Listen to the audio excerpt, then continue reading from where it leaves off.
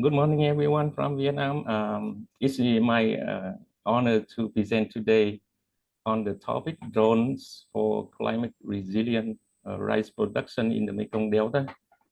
And my name is Cuong, and I'm a senior researcher at the Mekong Delta Rice Research Institute, based in Cần Thơ City and Vietnam. And this presentation is a part of the 2024 drone and IPM webinar series, which highlights innovative solutions for sustainable rice farming.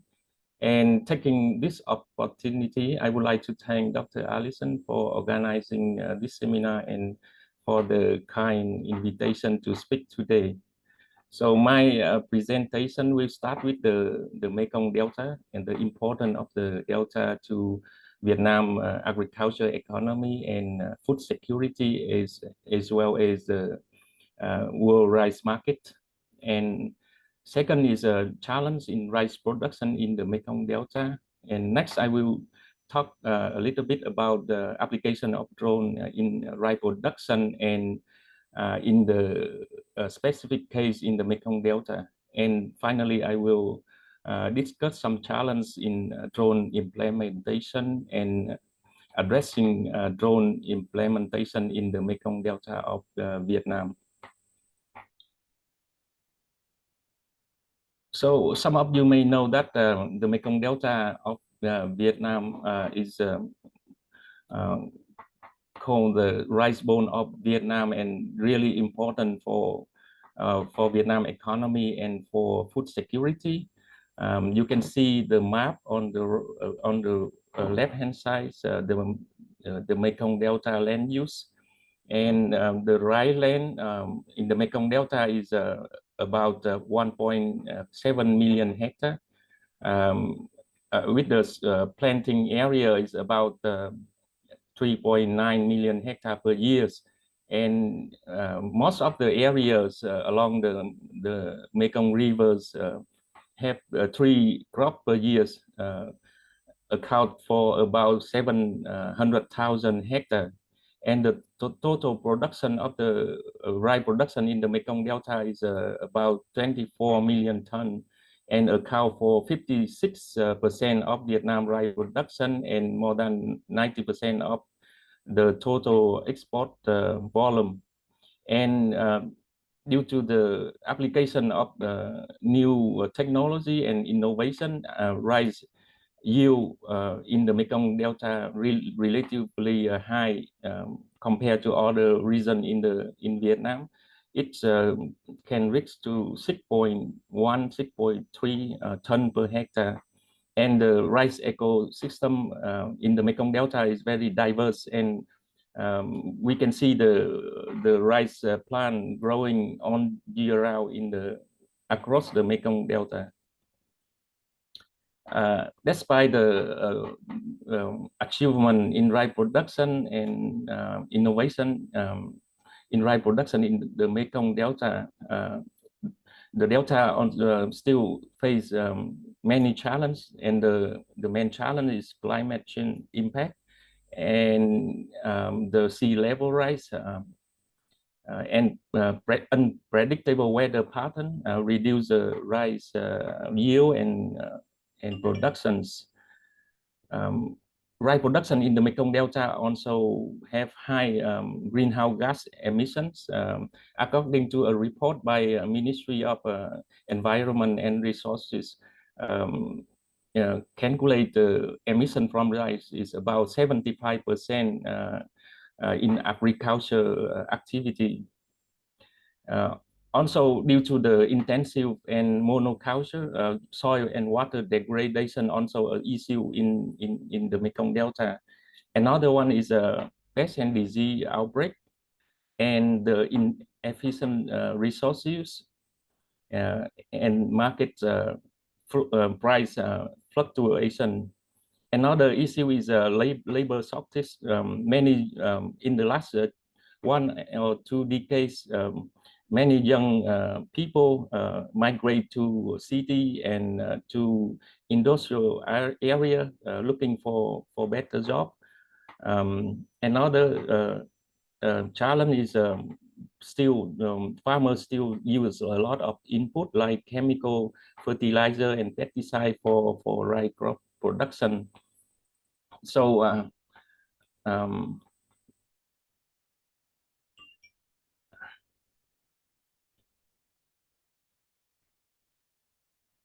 so um, um, so drone now I would like to switch to drone application in rice production. So drone have a lot of application in rice production. Is I divide it into category. The first one is direct operations, and the second one is a monitoring analysis.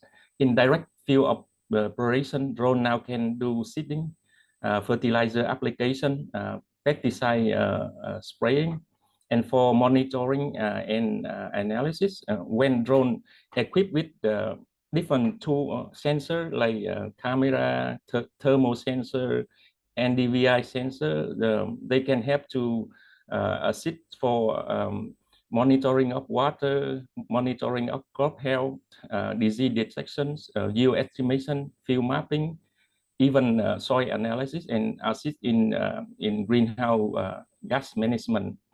So drone transforming rice production by improving the efficiency and reducing the labor dependency, uh, improve the precision of fertilizer, pesticide application, and also reducing water use and chemical waste. Another one is reduce the health risks for the worker working on the field. And additionally, drone align with the climate goal, like enabling sustainable practice like precision agriculture uh, and enhancing soil health monitoring and early detection, reduce health risks for workers, minimizing greenhouse gas emissions, and also support the smallholder for decision climate resilient practice. In the drone market in Vietnam increased very sharply. Start from is I know that the first application of drone in rice production in 2018, and till 2021, the value of drone in the market is about $4.84 million, and it could reach to 18 million by 2028 with an annual growth rate more than 21%. So far, I don't have an exact number of the drone, agriculture drone, but estimate about estimation is about 6,000 drone and do different activity on rice production, fruit tree, banana, and coffee. Since the beginning of application of drone in agriculture in Vietnam, we use drone for spraying pesticide and for foliar fertilizing. And recently, in 2023, we start using drone for seeding and fertilizing granule fertilizer beside plant protection. And we also have been working on crop and soil and water monitoring, and we also have some research on greenhouse gas monitoring and analysis. So the application drone of drone in rice production can start from the beginning to harvesting.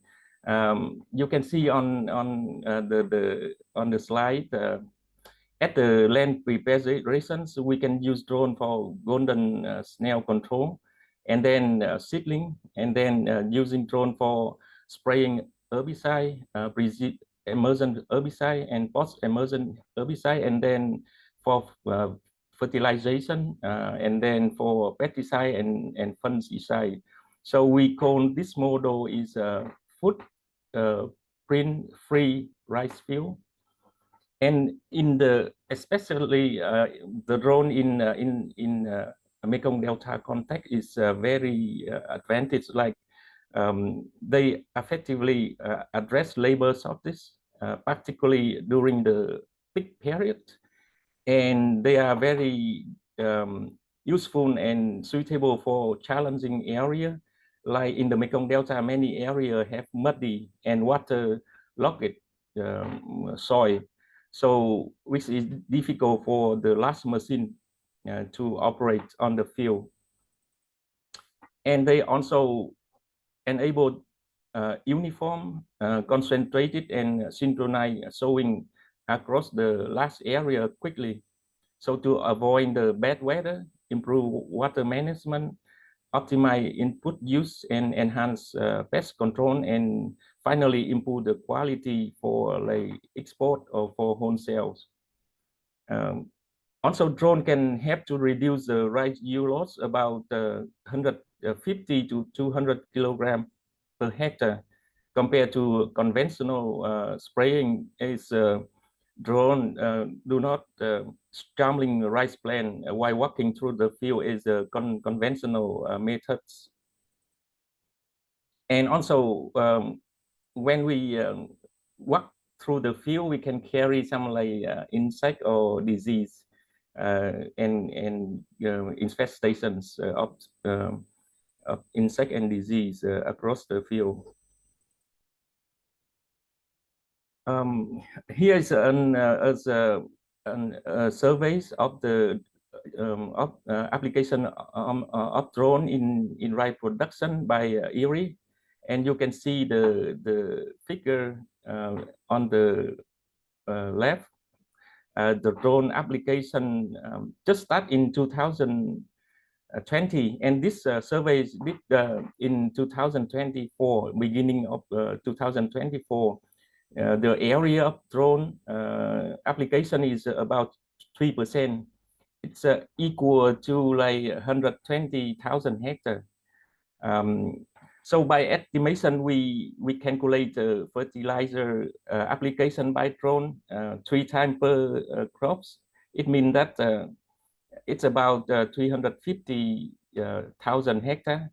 And for the spraying with the new drone versions, at least 5 spraying per season, and we estimate about 600,000 hectare with the own spraying drone. The total number is more than 1.5 million hectare per crop season. And I think in the coming season, this number may be double. That's so the increasing application of the drone in rice production in the Mekong Delta, and the ability to upscale this sustainable technology to the rice productions. And we also have a case study at my institute, and we carry out an experiment of using drone and compared to regular practice and a new method introduced by Erie. As you can see on this table, there are 5 treatments. Treatment 1, 2, 3 using drone. Treatment T4 regular practice farmer adopt, and the T5 is new technology introduced by Erie. And the seeding rate, you can see using drone, we use about 60 kilogram per hectare, 60 to 80, and farmer normally use 120 to 180 kilogram per hectare.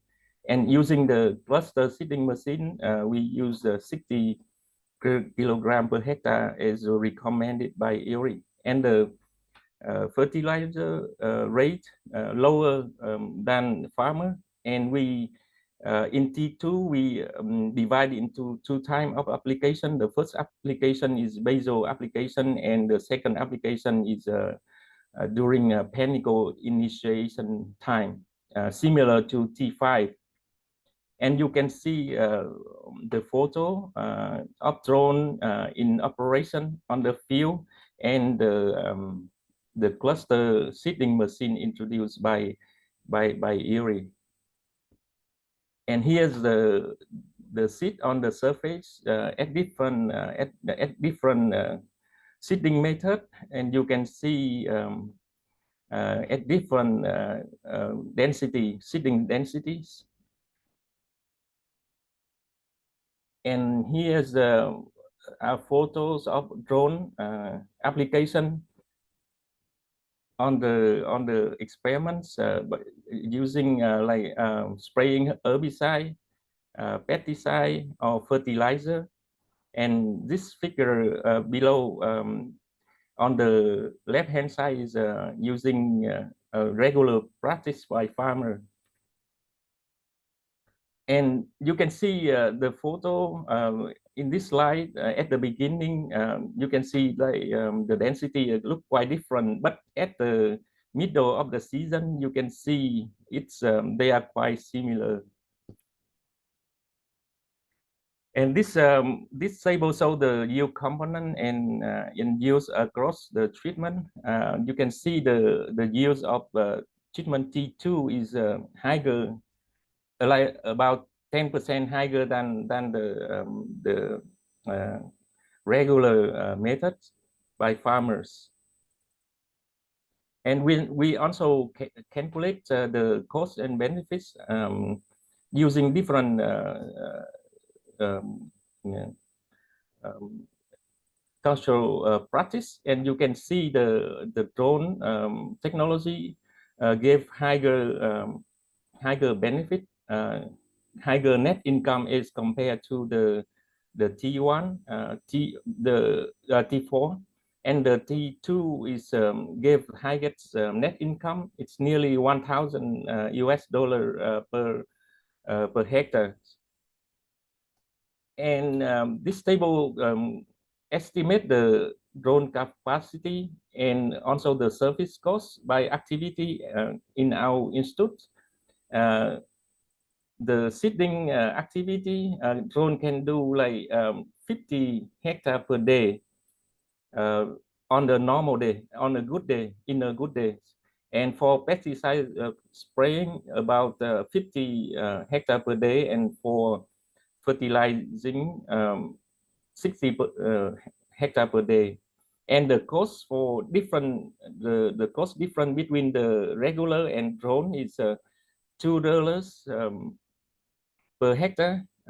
For pesticide is 4.5 US dollar per hectare, and for fertilizer is 2 cents per kilogram. And when we compare the cost for the whole season, you can see here we can save, the farmer can save about 46 to $50 per hectare per crop season, which is if we can if we take the whole picture for the Mekong Delta, about 3.9 million hectare. This number is very huge.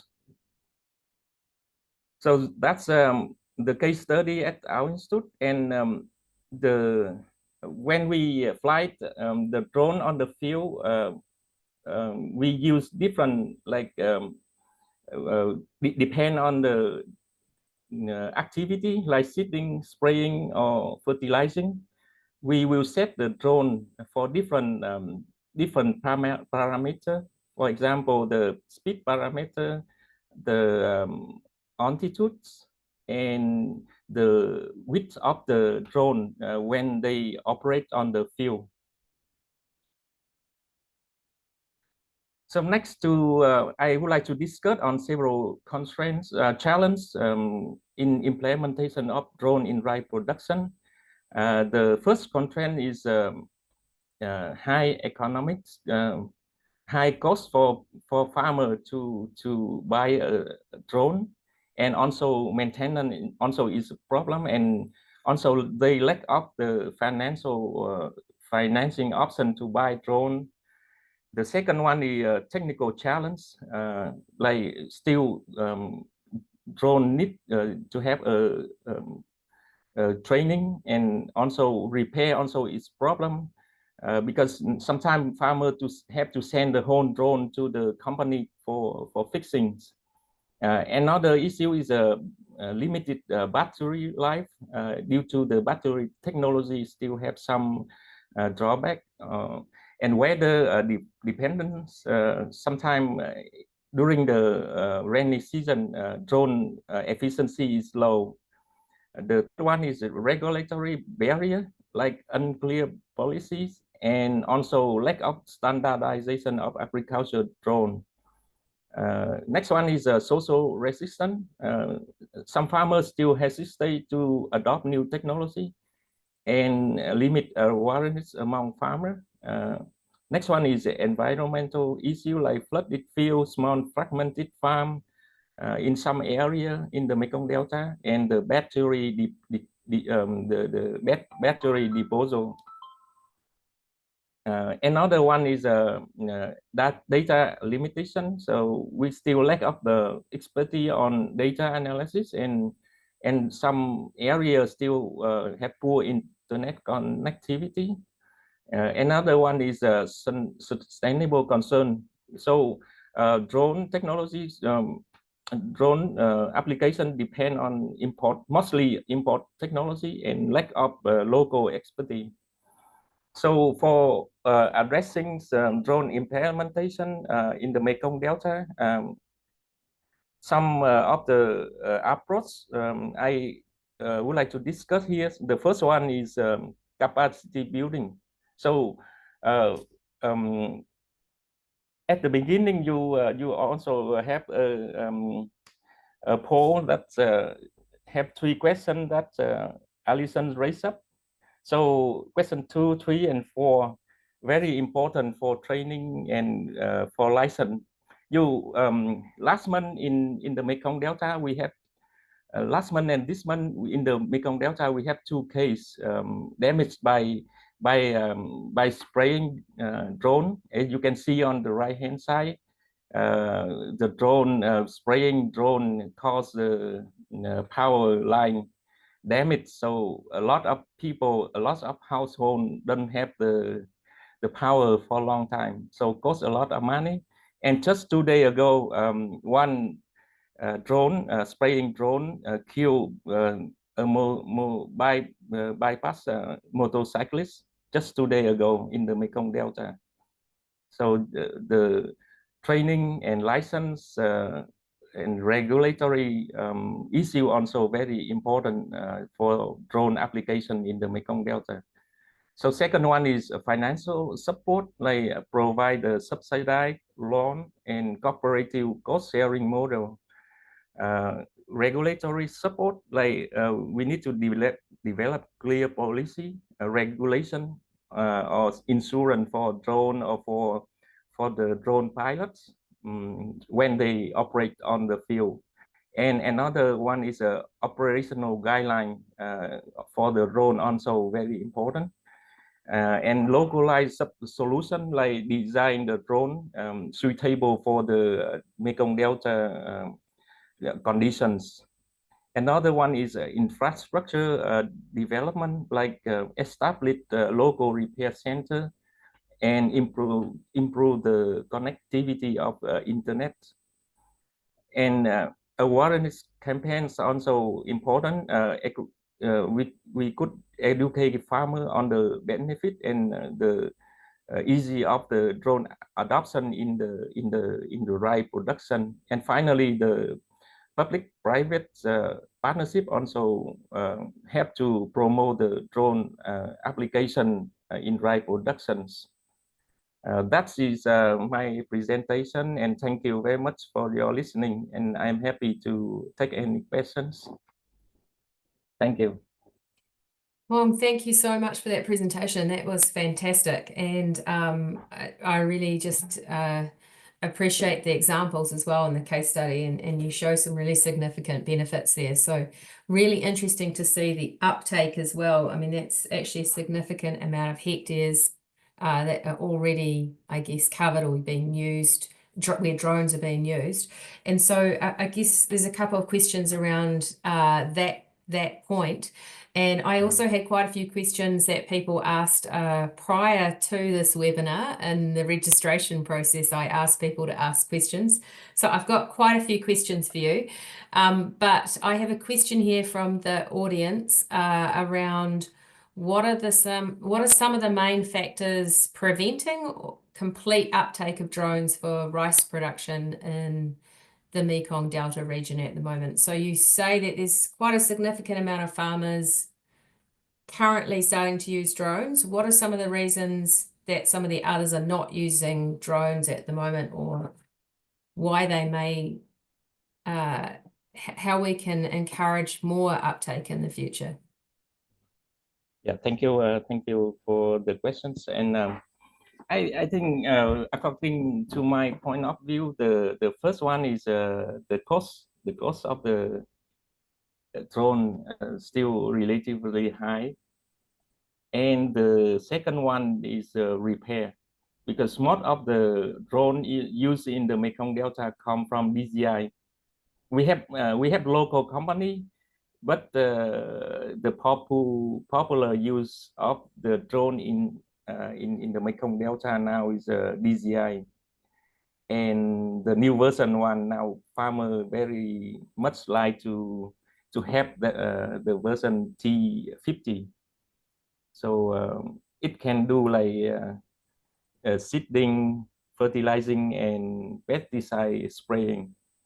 The third one is permission, to get the permission from for the license, drone license. I mean, it's complicated, and it's managed by the Ministry of Defense. So take quite a long time, not quite a long time, but complicated. Okay. Yeah, And so to not have anyone can, if I'm a farmer, can I just go and buy a drone and use the drone? Do you have to be registered? So you have to have that permission. Is that right? yes. Ah, Even okay. for the you have the permission for the drone, and then flying zone. You have to mention your flying zone. Ah, So okay. Oh, yeah, it could be quite complicated. Okay. yeah, Excellent. Okay, so that's really interesting. You answered quite a few of my questions in the same response, so that's perfect. A question here from Richard, actually, our other speaker. Are they all human piloted, the drones, or do you have any autonomously piloted drones? at the beginning we have like half autonomous drone, but now mostly yeah, autonomous now. Okay. Depend on certain circumstance, we have to use a hand, like windy or landing. Sometimes landing need by you when experienced pilot, drone pilot, they have a good experience. They use hand better than autonomous flying. Yeah, they can save the battery's life, so something like that. Yeah. Okay.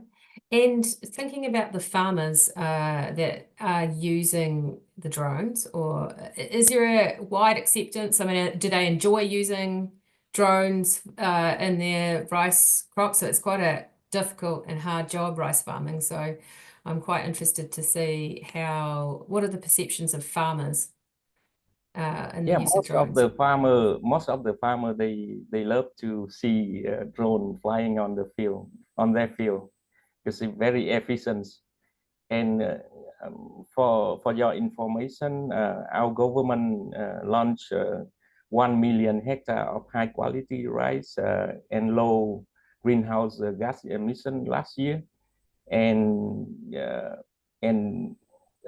our government encouraged farmer to adopt new technology like drone and organic fertilizer for this program, and other thing too. But drone is one of the options that's and also when farmer use drone, because in this 1 million hectare, farmer have to join the cooperative, and at least 50 hectare I mean, number of farmer to join, but at least 50 hectare for one cooperative to join the project.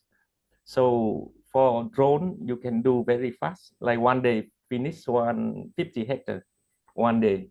But for transplanter, it takes like 4 5 days. So planting time, harvest time will be different. Then the quality of rice is not uniform. So the company will not consider to, I mean, it take more labor, take more time for harvesting rice using other methods. So the quality will be not uniform, and yeah, for export for the high qualities markets will be difficult. Yeah. No, that's amazing. That's really interesting as well around getting a cooperative, I guess, approach with at least 50 hectares, because it is very difficult with individual farmers with 2 hectares to try and organize drone services. So that's really interesting. And I guess a question around that is, so is there support from the government? Like, are there subsidies for drones, or is there sort of other types of support that's coming in related to drones in agriculture and rice farming? Oh, I think the government, is I know that the government encourage cooperative and also priority for those cooperative who join which join the 1 million hectare program will have the loan. I mean, we have some like for loan and buying the drone and other like equipment for their cooperative. So yeah, Okay, that's so that excellent. No, that sort of, and I guess that's sort of, that answers some of the question here, but are Vietnamese farmers buying drones individually or by group cooperatives, and any financing support from the government? So I think, as you said there, if they join this initiative, they we may have have some bought. support. Yeah, we have bought the model. We have the cooperative, and also we have the individual farmer. They can afford buying the drone. Some farmer, very rich farmer, they do they do Okay. services like harvesting service, spraying services. So we have both model. Yeah. Ah, excellent. And what's the sort of mix Mm. between the both models? Do you know? I mean, how many sort of are buying or participating in the group model versus individual farmers or Yeah, individuals? I know a cooperative that's supported by local government.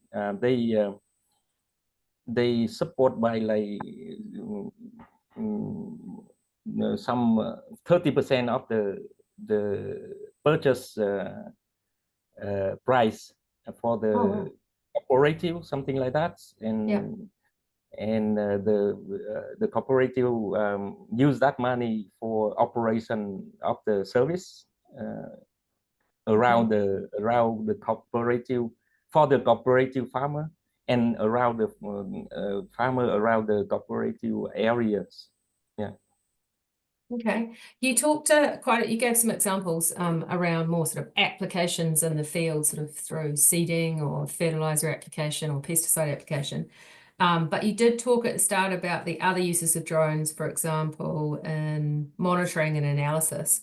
Are you doing any sort of that work around plant health monitoring, using drones for that purpose in your institution, or is that part of the work as well? And how Yeah, successful is it? we are working with the Erie and use a drone equipped with different sensor like LiDAR, NDVI sensor, thermal sensor for like smoke monitoring, like burning the field, because in the Mekong Delta, many farmers still burn the field. So we have an experiment for that, and also for assisting in monitoring the water level on the field. Because now we encourage the farmer to adopt the alternative wet and dry. water management to reduce the greenhouse gas emissions. So we use drone to with like thermal camera for like detecting the water level on the field. Interesting. Yeah. Oh, that's actually fascinating. I've got thousands of questions for you, Cuong, but Yeah. we need to move on to our next speaker because I know he's got a really great presentation as well with And lots of one information. question I saw here is Yeah. side of the farmer. I use this right now. Could you break it up? I think because in the Mekong Delta, the adoption of drone in the Mekong Delta is more popular than in the north because the farm size in the Mekong Delta is bigger. That's suitable for operation. On those in the north, they also farmer also use the drone, but in the Mekong Delta, especially in some area, very big area, so drone very advantage compared to other method. In some area, farmer have fragmented the area, like small size, like only 2-3,000 square meter. It's difficult for drone to do the job. And also some farmer they have like garden or fruit tree around the field, so it also prevent the uh, performance of drone. Yes. Excellent, Cuong. That's fantastic. Really, really great to have you join us. And I know you're doing such a lot of work there down in the Mekong Delta region in Vietnam, and really very interesting. And really appreciate you being here with us this morning and sharing your knowledge. Thank you so much. You may have some questions, and if people do have more questions for Cuong, take advantage of his presence right now. You can put your questions in the Q&A. You may even be able to put them in the chat, but try and put them in the Q&A, and Cuong can actually go in there and see them as well. I have thousands more questions as well, but I am going to keep those for now. We may have time to answer a few at the very end, so we'll come back. So thank you, Cuong. Thank you so much, and it was a pleasure to have you with us. Thank you, Alison, for invitation, and thank you all for spending time listen to my presentations. Thank you.